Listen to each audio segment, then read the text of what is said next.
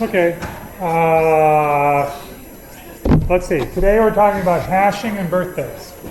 And the same announcements, well, not really. There's a programming assignment 2 that's due on November 1st, and there's another midterm that's coming on November 7th. I know, it's like we just had one. How can we have another one? Anyway, today's plan is to talk about hashing and talk about birthdays and probability. But before we do that, we're going to warm up by thinking about stuff that we thought about last week, which is ADL trees. And so ADL trees are these binary search trees, but they're slightly imbalanced, but not really imbalanced. Every sibling is within 1 of the height of the other sibling. And because of that balance condition, the worst case height of these AVL trees is order log n, and so we can implement the remove operation, the find operation, the insert operation. We can implement them in log n time and preserve the balance property. So when I insert something, I might ruin the balance, but I can fix it within log n time. And that's great. And the downside, sort of, these are all positive things. They're great. But this is sort of a negative. The negative is that if I look at the tree, the siblings, the children of a particular node might be in very different locations in memory. They might have been allocated in different cache lines or cache blocks. And so what happens when I'm walking through one of these trees is that I might get a lot of cache misses, which would not make my algorithm run very quickly. So not in the next thing we're talking about, but the next thing we're talking about is how to take advantage of the cache in a better way using balanced trees. So that's to come. But just before we go on, I just wanted to make this point, which I think I might have mentioned before, but we didn't insist on perfect balance with AVL trees. We only insisted on near balance. And the question is, what would happen if we insisted on perfect balance? So can you come up with a value to insert into the following tree? This is a perfectly balanced tree. You couldn't get any more balanced than this tree. It's either meaning it's a perfect tree or it's a complete binary tree. This one is a complete binary tree. What value can you insert into that tree that will cause it to change everywhere? That's the question. So there's a bunch of pointers in that particular structure. For example, 5 is the parent of 3 and 7. 3 is the parent of 2 and 4. And I want you to come up with a value to insert into that tree so that all of the pointers change.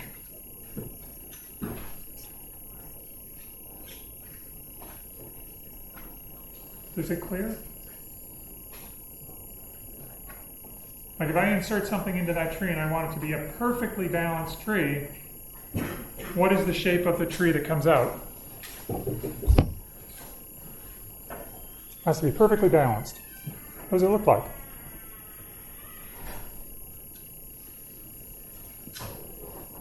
Perfect balance means that the siblings are both the same height. Yep. I could insert an 8, but a lot of the pointers would stay the same. I'm asking you to insert a value so that it's perfectly balanced. In fact, anything you insert into this tree is going to create something that's going to be a perfect tree. But I'm asking, can you find a value that you insert that will change all of the pointers? That would be bad, because it would mean that the insert operation would change everything. And everything is a lot. It's not logarithmic, it's linear. So insert what to make the structure of this tree change everywhere? Yeah. Okay, let's try 1. So if I insert 1, what is the tree that results from inserting 1? It's a binary search tree. What is the binary search tree? And it has to be perfect. not only is it, no, it's really perfect. It's not just a complete tree, it's a perfect tree. That's the only perfectly balanced tree on 7 nodes. What does it look like?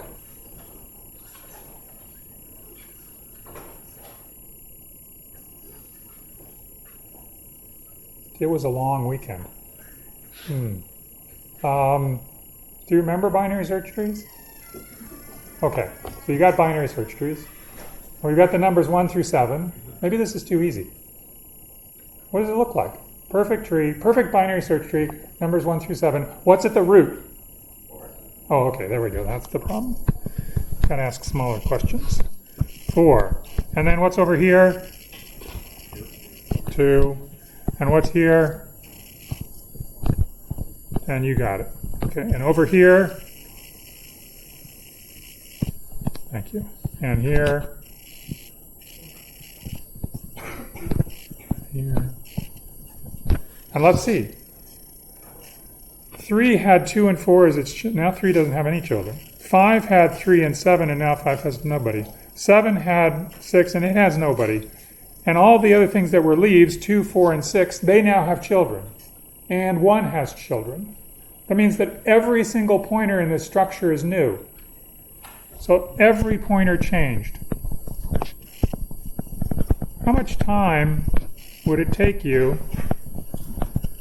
if you wanted to preserve optimal balance, meaning perfect balance wherever you can do it? How much time would it take you to do that? You can use asymptotic statements if there were n nodes in the tree. Yes. Theta of n. It takes theta of n time to perform one insertion, the insertion of the item 1. So you were right, inserting 1 changed everything, and that's the sad story, is that perfect balance can't be maintained except at a cost which is linear in the size of the tree. So the amazing thing is that AVL trees, just by relaxing that by a little bit, just by 1, we get log n performance on the insertions and the deletions and the things. Isn't that cool? Yeah. So by optimal balance, you mean like if n is like 1 less than 5, 2, then it's a perfect tree, and then otherwise it's a complete tree? Yeah. Perfect balance means as close as you can get, or optimal balance means as close as you can get to balance, which is the next level above, the next step better than AVL tree balance, which is plus minus 1 balance. Okay. Yeah. How come when we change all the pointers it takes theta n?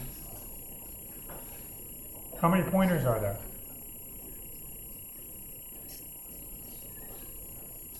Oh, in this example, 6.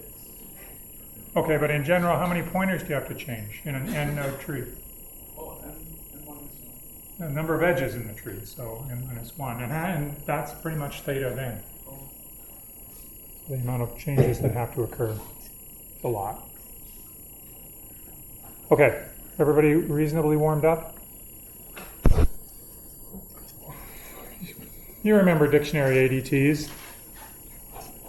We now have a really great candidate, AVL trees, which do all of these operations in big O of log n time, where n is the number of things in the dictionary. So why are we looking at them again? Well, maybe log n isn't fast enough. Wouldn't it be nice to be able to do stuff that you do with arrays, be able to do instant lookup into your dictionary? So I give you Unix, and you say, okay, I'll just look up Unix. And instantaneously, magically, it comes back with, in constant time, uniplex multix. That's sort of what hash functions do. That's sort of what hash tables are. They're a way to use array lookups on keys. So we're going to look at supporting the dictionary abstract data type using something like an array. what we want to do is over here. We want to be able to give the array A an index which is not a number, but a string, for example, or any kind of key that we want to look up. And get back from it, be able to index into that array to find the definition for that key, or the value that's associated with that key. That's what we want to do. Sadly, we can't do that because indexing into an array requires us to have an integer. So we want to look up using a string or a key, general key, but we can't because we need to index using an integer. Okay, so let me just write down what I wrote here. Find using a key as the index. That's what we want to do. But we have to we need an integer to index. By the way, there are some programming languages, in fact C++ has it in its library, but awk is one of the old ones that had this property, that you could find using a key. So they were called associative arrays. So this is sometimes called if you can use a key as an index into an array, the array is sometimes called an associative array. It's associating some key with some location in the array. And awk, which is a great programming language. Actually, it's not that great, but it's okay. It had associative arrays. Okay, so now how are we going to do this? Time to brainstorm. We want to look up according to a key. We want to use the key as the index, but we instead have to use an integer. What are we going to do? It's not rocket science. Yep. You could like do some kind of system, so like A is 1, B is 2, etc. Yeah, we could come up with a system or a map that would take strings and change them into numbers. And maybe you would do it on a letter by letter basis, or you would do it on some other scheme. But you basically what you're describing is what's called a hash function. So a hash function is a way of getting keys to indices.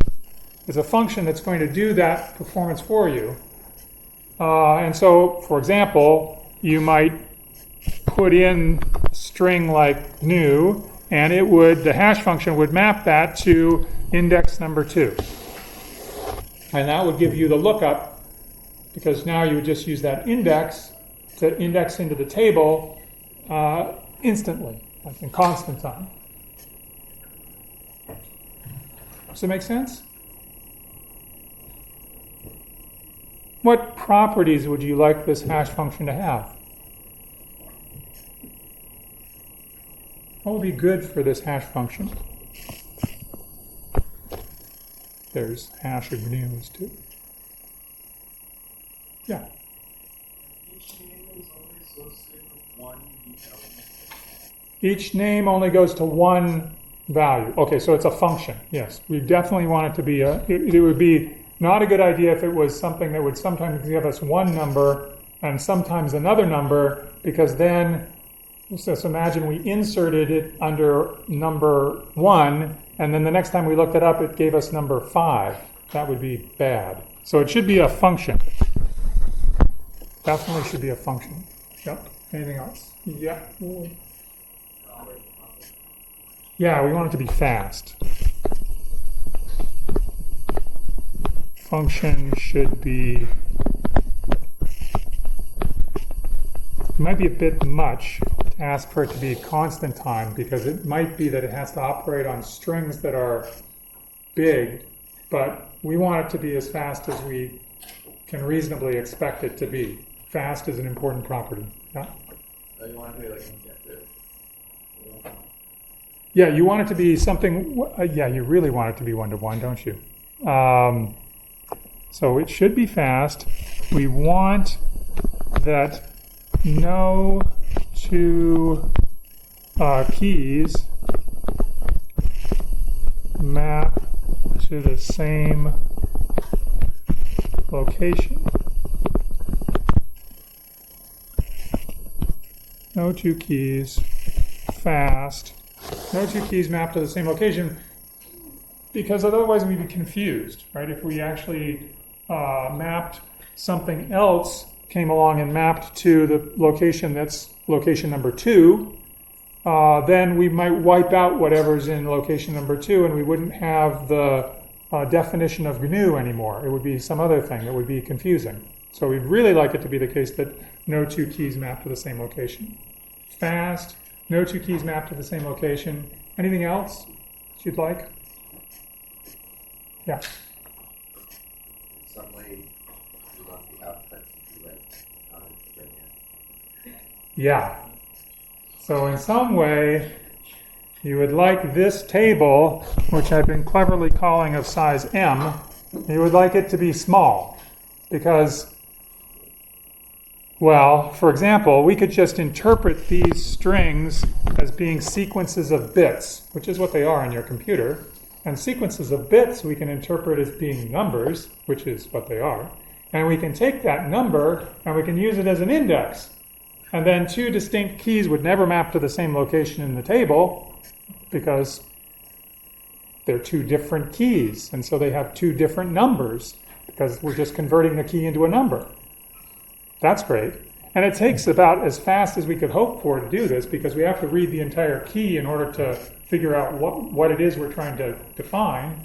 So we could imagine constructing exactly a function that's fast and no two keys map to the same location, except it would take all the memory in your computer.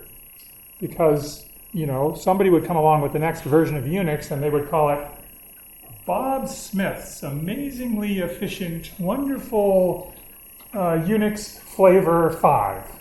And you would say, what? That's going to be a number like 80 gazillion billion. And I'm going to have 80 gazillion billion entries in my hash table in order to store Bob's fantastic whatever it was. So we want this table size. This is another requirement, or not a requirement, but a desire. We want table size to be reasonable. And that's where things get tough. We have to figure out what it means to be reasonable, and then we have to talk about how we can handle, if it's a reasonable size table, how we can handle the inevitable collisions that are going to occur. So does everybody understand these three desires? These are pretty much the primary desires. You guys nailed them. Fast, don't collide, don't map to the same location, but have table size that's reasonable. Okay. This is what we're trying to avoid. If we make the table size reasonable, it's possible that another string comes in, another key comes in, like Mac OS X, and it maps to exactly the same spot as something that's already in the table, like Unix. And then what we have to do is we have to do something. We have to handle the situation. And so we would like to prevent collisions if at all possible. The question really is, can we prevent collisions?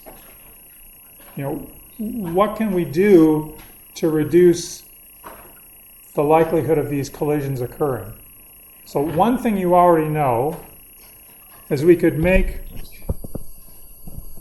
one thing we could try is make the table bigger.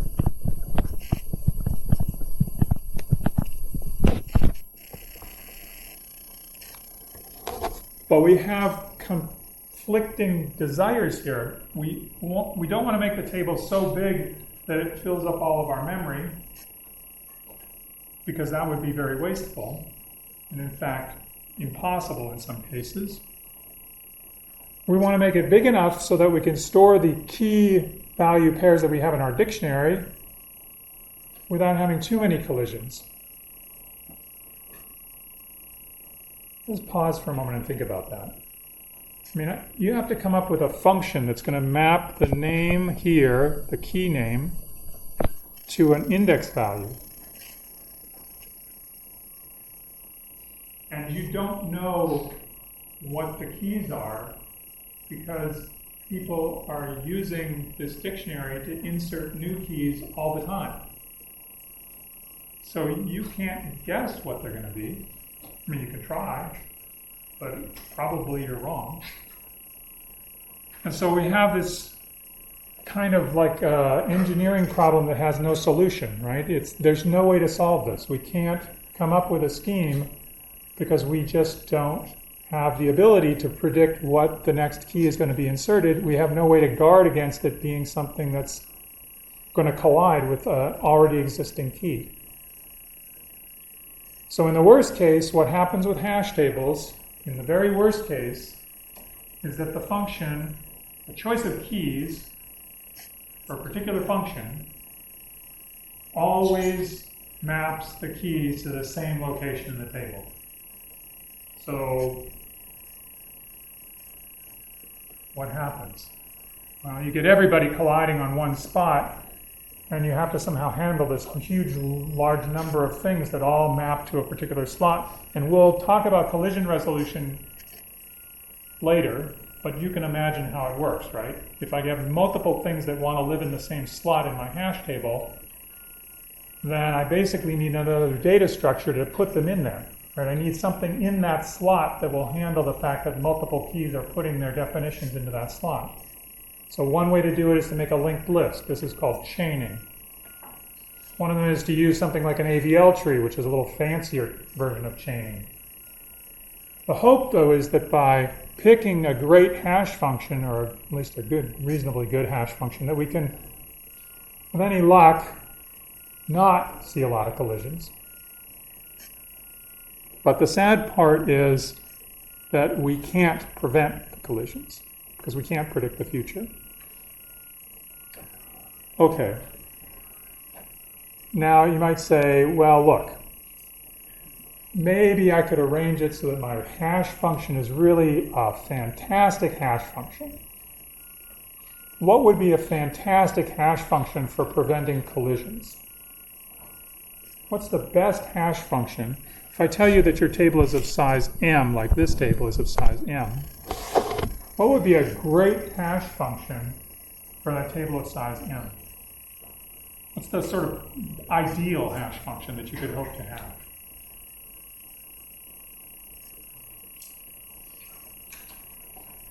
And it can't be unreasonably ideal. Like you can't say, well, it's the one that maps everybody into a different slot, because you don't know who everybody is.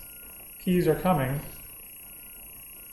You don't know what keys are coming, and you've got to map them to slots in the table. What's the best thing that you could hope for this function to do? Yeah. You mentioned earlier that you can have like a thing inside a slot so that multiple things can't exist inside the same slot. So you just have a function where you spread all of the keys out evenly so that every slot has the same or roughly the same number of keys inside of it. Yeah, what kind of function would do that? What kind of function would roughly spread out the keys that it sees into smoothly distribute them in this hash table? Function is that? It's a random function. It's a function that takes as input a key, and it rolls a dice, an m-sided dice, and it picks the slot that it goes into with equal probability. This is a random function. So let's use a random function.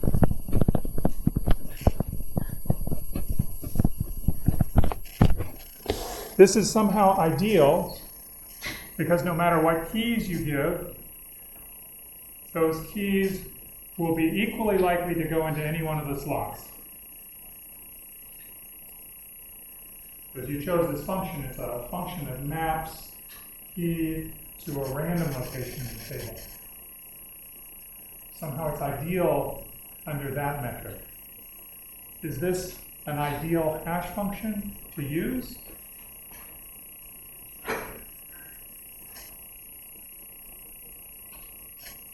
This is to use for implementing our dictionary operations. Like, we know how to do insertion. You give me the new key, I roll a dice, it goes into a slot. How do I do find?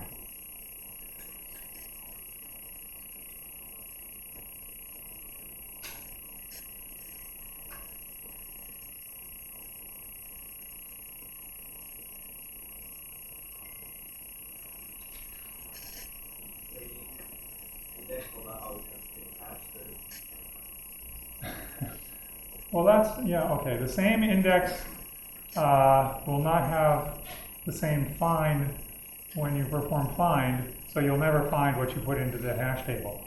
Well, that's assuming that when you did find that you rolled the dice to find what you were looking for. That's true. That would not be a good way to do find. Is there a way to not do that for find? To generate a random number to store it in the table. What's the problem? I gave you the key. The key was like Bob's new Unix. You rolled the dice, you generated a value, we stuffed Bob's new Unix, the definition of Bob's new Unix, we stuffed it into the table under this random number. What's one way to make this work?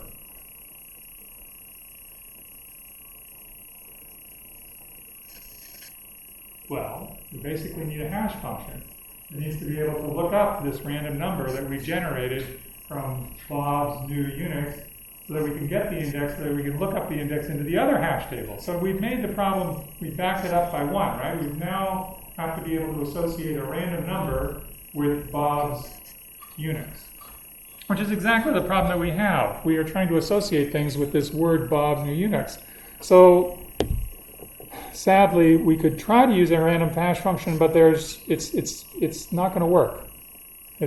There's no way to keep track of this random function, this random value that we're assigning to each of the keys that comes in. Yep.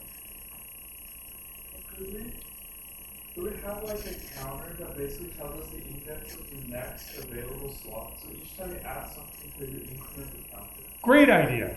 That's a fantastic idea. It would work perfectly if we were only doing insertions and finds. And in fact, it wouldn't work so well for finds, because how would I know which order I put those elements into the hash table, right? I mean, I have to remember that somehow. So it would definitely be the case that I wouldn't get a collision, because you're telling me that I would, whenever I insert something, it goes into the next empty slot. But somehow I have to remember that it went into the next empty slot. And that depends on the order in which it was inserted into the hash table. If I inserted it, item A, and then B, and then C, and then D, great, they would occur A, B, C, D. But if if somebody comes along and says, okay, where's B? And you say, well, let's see, B was maybe the second one, let me look there. Oh yeah, it's there. But maybe you think B was the third one, and then you look there and it's not there. So you have to remember the order. And that's like remembering the random numbers. So you have to remember it. Okay, so the reason you're probably feeling kind of like, why are we even using hash functions if they're so terrible?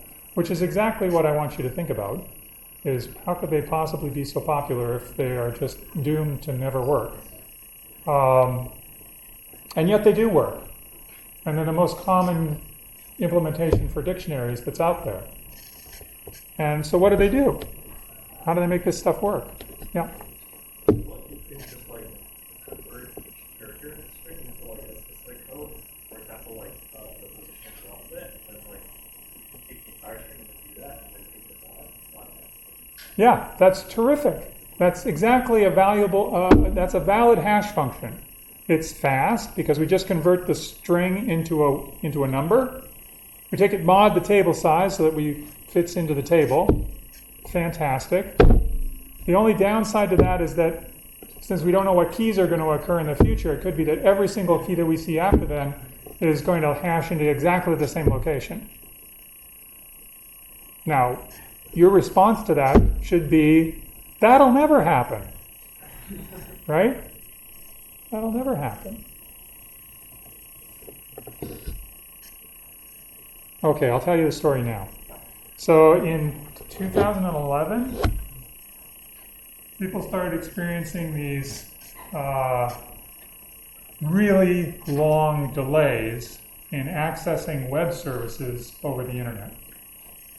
Unbelievably long delays, like long. And then longer than normal. And they figured out what was happening was that somebody was able to take Java's hash function and figure out a bunch of keys that would hash to the same location according to Java's hash function. And so these people were submitting requests to some server that was running a dictionary type operation and running Java, and every one of the requests that they put in went into the same slot. Now, as a backup plan, the Java implementation used something like chaining, like a linked list, to store all of the things in that particular slot. So when people were trying to look up what they had inserted, these evil people that had put in all of these numbers that all hashed to the same location, they would call a lookup, and the server would have to walk down the linked list looking for the result. So instead of taking just n time to insert and look up n things, it took how long? N squared. Every one of those operations took time length of that linked list, and that killed the performance on these web servers. And this happened not only to Java, but there was also, I think Ruby was okay, but there was, no, I can't remember the other one. There was like 3 or 4 major languages that are all using fixed hash functions that they broke. Figured out keys that would all hash to the same location and caused what's called denial of service attacks on these things. So, okay, you can hope that somebody's not going to give you keys that all map to the same location, but they will. They will. Unless we can figure out a way around this problem. C++ did not have this problem. So we'll figure out how that's done. But before we do that, I just want to I want to talk about birthdays, because it's the time to take a break from thinking about hash tables. Now let's think about birthdays. Okay. Does anybody have a birthday today? No? Nobody's birthday today? Maybe you're embarrassed. What's the probability that someone in this room has a birthday today?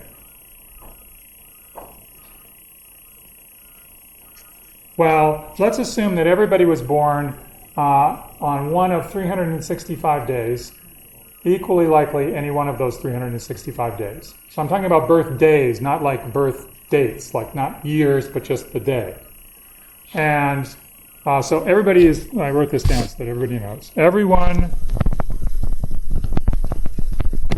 is born on a random day. Equally likely,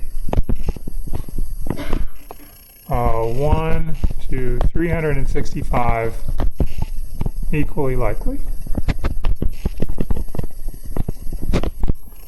Okay. So, if I was asking this question about, does anybody have a birthday today?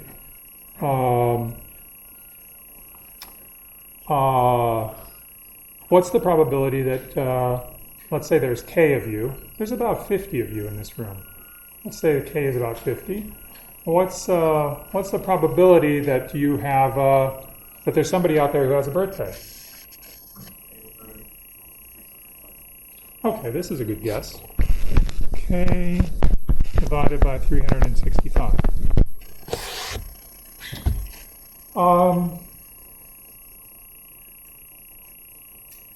Everybody happy with this? Anybody unhappy? You're unhappy? You have to multiply by the number of people. Well, that's k. K is the, let's say k is the number of people. Number of people. It's about 50. Is this right? K out of 3? It's something like 1 minus 364 over 365 okay. I think you're right. But what's wrong with k out of 365? Why would you be suspicious of k out of 365 for k people in this room? What's the probability that if this room contained 366 people, would it be more than 1? What if there were 500 people? So something is wrong here. And I think this is like a probability 101. No, probability, what comes before 101? Like 0, 0, 0, 0, 1. This is like very, very preliminary probability that we're going to talk about because we need to talk about this in order to talk about hashing in a reasonable way. So we're going to learn some probability, and this is the first step in learning about probability, is that this is not right. And in fact, if you thought about it, if there were 2 people in the room, let's say person A and person B, and let's say they either have a birthday or they don't, we have the following possibilities. They don't have birthdays, then A has a birthday but B doesn't, or B doesn't have a birthday and A does. No, B does have a birthday and A doesn't. Or they both have birthdays. Now this is a possible, for 2 people in the room, these are the possibilities. Only in one of those cases is it true that nobody in the room has a birthday. So this is the only case with no birthday in the room. And so the way to think about this is that everybody in the room has to not have a birthday. It has to be true that you don't have a birthday, and you don't have a birthday, and you don't have a birthday, and you don't have a birthday, all but everybody. So what's the probability you don't have a birthday today? That's a pretty big probability, right? For a particular person, you, probability that you have a birthday today is 364, that you don't have a birthday, out of 365. So this is the probability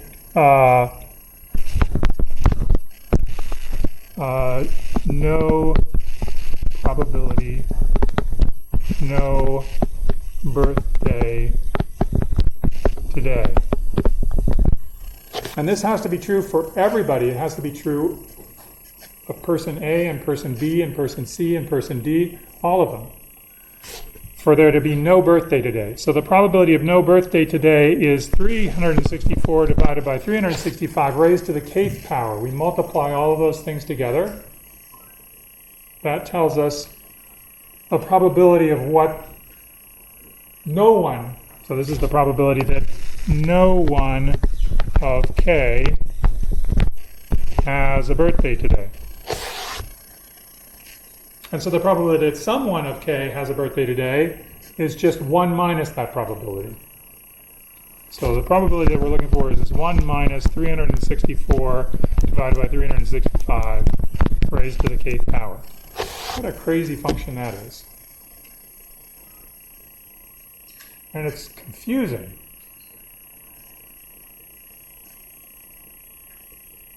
Anyway, that's what it is. And often it's useful to think about counting things like this, like counting the number of possibilities for which something occurs in kind of the backwards way. If you think about when it doesn't occur, what's the probability it doesn't occur, and then you take 1 minus that. And this works out well in this situation because the only situation where we don't have somebody that has a birthday is when they all, the occasion when we have somebody that does have a birthday is just 1 minus the probability that nobody has a birthday, because there's only one situation where nobody has a birthday. But there are many possible ways in which we can have people with birthdays. Have one person or two people or all of you could have a birthday today. Okay, so let's talk about what's the probability that there are 2 people in the room that have the same birthday. So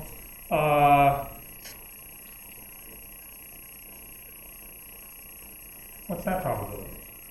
2 people in the room have the same birthday. Yeah. About 50. Between 50 and 100%. Okay. What would you guess? Closer to 50 or closer to 100? Just around 20. Ah. Should we find out? Do we have time to do this? Do we want to do this? Everybody has to participate or else it's no fun. Okay, let's do it. All right, here's how we're going to do it. What do we have to do? We have to hash you all into birthdays. Okay? So what that means is we're going to do it in successive hash. 2-level hash. The first level hash is month. Okay? So we need to have 12 locations, which is going to be January, February, March, April, May, June, July, August, September, October, November, December. Ready? Go. January, February, March, April, May, June, July, August, September, October, November, December. And if you don't want to move, just lie about your birthday. Okay, now if you've secondarily sorted yourself into areas, talk amongst yourselves. There will be a reasonable number of people in all of them except for something like July, which is always cool. Talk to the people in your area to see if you have the same birthday. Just say what the day of the month.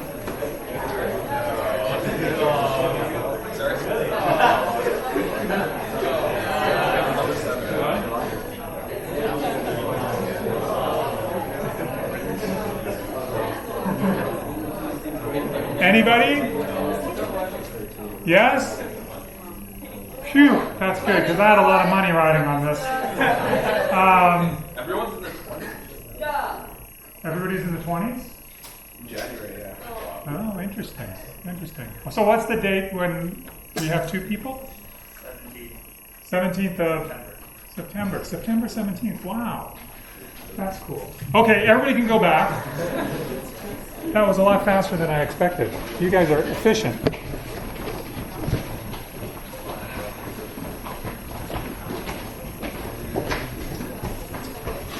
I used to bet on this, like I used to, I'll bet you whatever.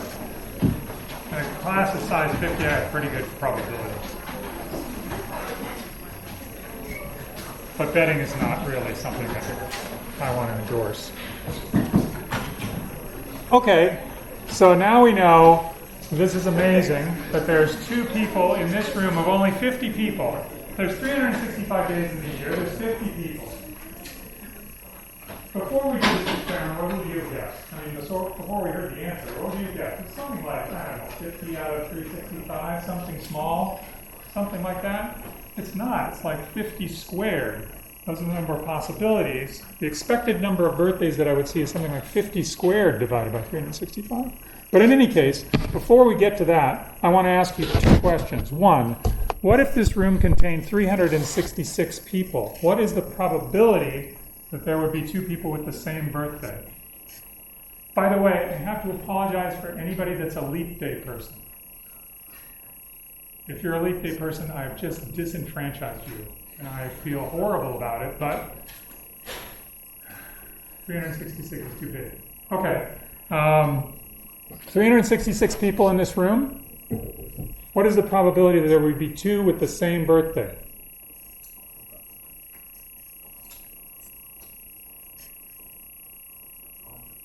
A 100%. How many people think it's 100%? How many people think it's less than 100%? 366 people in this room. How many days are there for birthdays according to my scheme? 365. I've got 366 people. I'm going to put them into 365 boxes.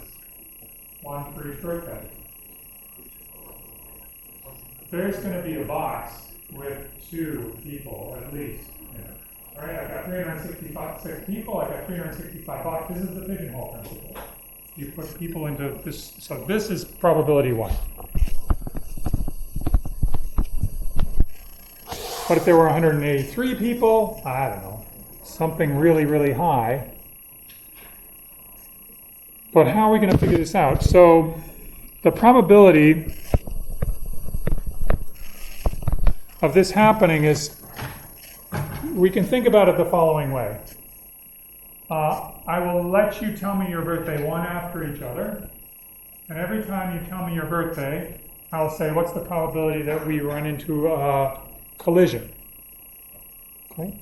Or that let me put it the other way. Let's suppose that I want to see if we can keep going. So I'll say, if I can keep going, what's the probability I can keep going? I mean, I don't find a paired birthday. So initially, when I just ask the first person, they can say whatever they want.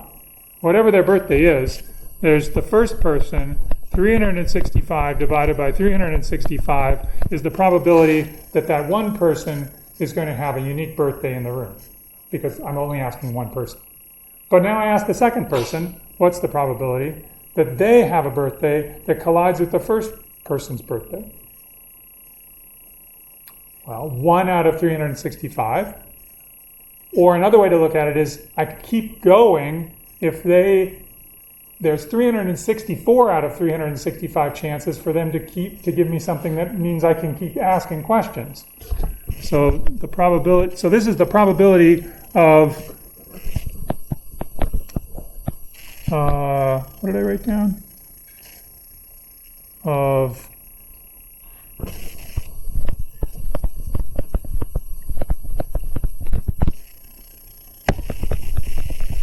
I need more space.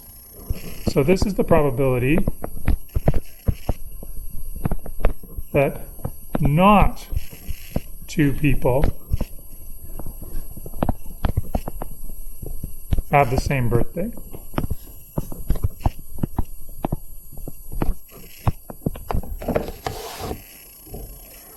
So 365 out of 365, and then 364 out of 364 for the second person.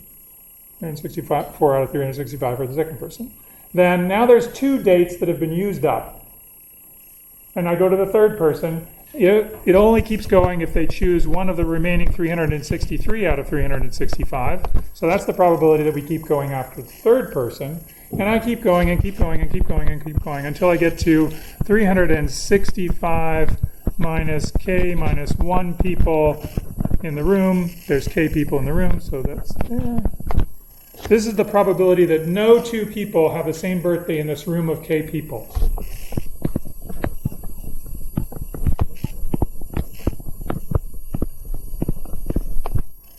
And it really is this simple process of weeding out the possibilities. At any particular point, we might stop. But as long as I don't stop, as long as I don't repeat a birthday that I've seen before when I ask the people, I'll keep going.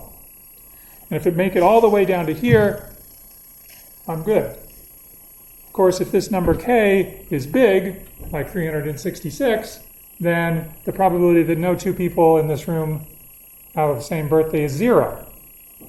So if any time k is bigger than that, the probability goes to 0. Okay, so that's the probability that there's not 2 people in the same room. And so 1 minus that is the probability there are at least 2 people in the room that have the same birthday. And so the real question is, what is this number? What is 1 minus this number?